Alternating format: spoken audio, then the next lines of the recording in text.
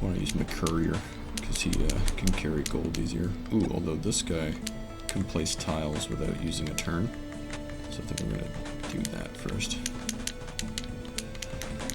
Put some tiles down. Tiles are good. They make it so that you don't use up moves when you're walking over them.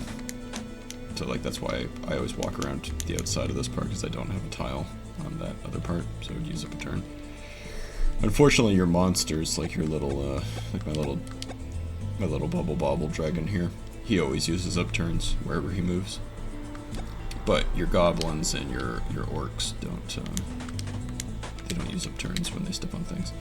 And this guy, since I taught him in the school, he's a goblin, but he has a class now. He is an engineer.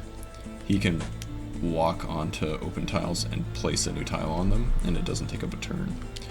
Whereas any other goblin, like this guy down here, he would use up turns to pick up the tiles would take a turn, and to step onto the ground would take a turn, and to place the tile would also take a turn. Actually, I'm not sure if stepping onto the ground would take a turn. I think the first step onto ground doesn't progress the turn as a goblin. Yeah, it doesn't. But when you step off, I think it does. Oh, no, it doesn't. Look, I can, like, forever step on the ground. Whereas if I stepped up or down, all those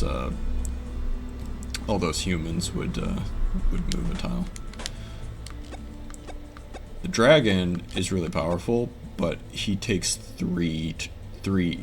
he gives 3 turns to the humans anytime that he takes a step. So it's like brutal to move him. We'll see how he does. I think they might start shooting at him. I might have to move him out of that direction, but I'm hoping that he'll spit fire at them. I don't know. I haven't actually used the dragon that much, so I don't know all the mechanics of them yet. But anyway, the courier is good because he can carry an infinite amount of gold, which is nice. But he is gonna, these guys are gonna start fighting. I gotta pay attention to see. Okay, good. Yeah, he does spit the fire at them. Okay, good. Because then that's worth it. I don't mind them shooting him as long as he spits fire at them. Although I might want to move my healer closer to him so that he actually heals him. I don't know what the range on the healer is, but it seems like it's very small. He also doesn't trigger all the time. I think there's like a random chance that he triggers and heals people. He'll always fight, which is good. See, I can replace the dart in this wall, but that'll take a turn. See? Anyway, at least my guy got healed though, which is nice. And also, if I initiate this fight on my turn, that is also beneficial to me. Who's hurt now? I think the guy at the top is. Yeah, he is. So I'm gonna move my healer next to him again. So it's kind of cool how you can kind of control. Like, you can make guys do an action, except for certain characters, like the zombie you can't control, and the wolf you can't control. They just do whatever they want. That's why my wolf is over here in the laboratory being useless. But I got a lot of money right now, and a few vials, so I can get some research.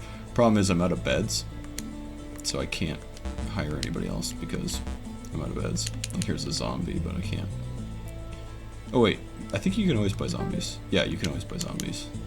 So that's the advantage with them, is you can't control them, but you can always hire them. Like, they don't do anything to your cap. I think you have a separate monster cap and minion cap. Like, minions are just your orcs and your goblins, whereas like everything else is a monster or whatever. And like, obviously, like, monsters can't do any work and stuff like that. Let's see what I got by rolling the dice. So yeah, I got another bed.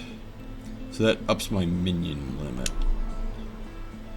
50% on trap cost. That's pretty good.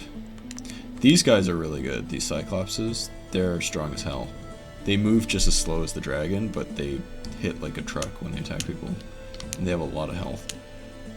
Not like my poor little gobos. I'm gonna get the bed.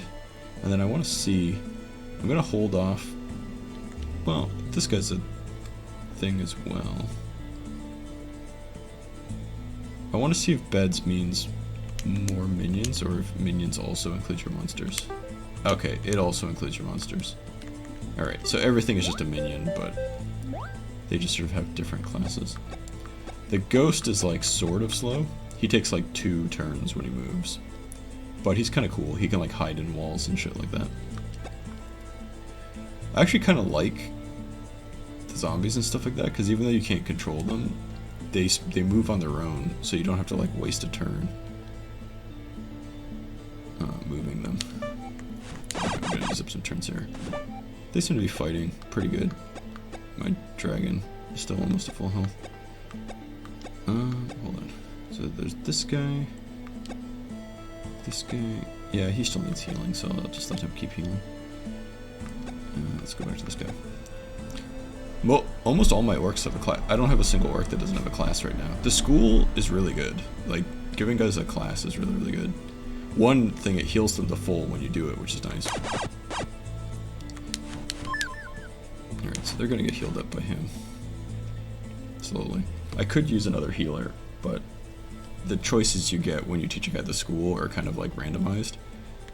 And they're based on like what buildings you have. Like, that opens up new classes. I'm not gonna bother healing, because I think my healer will heal my guys enough. So I'm just gonna research. It's a pretty fun game.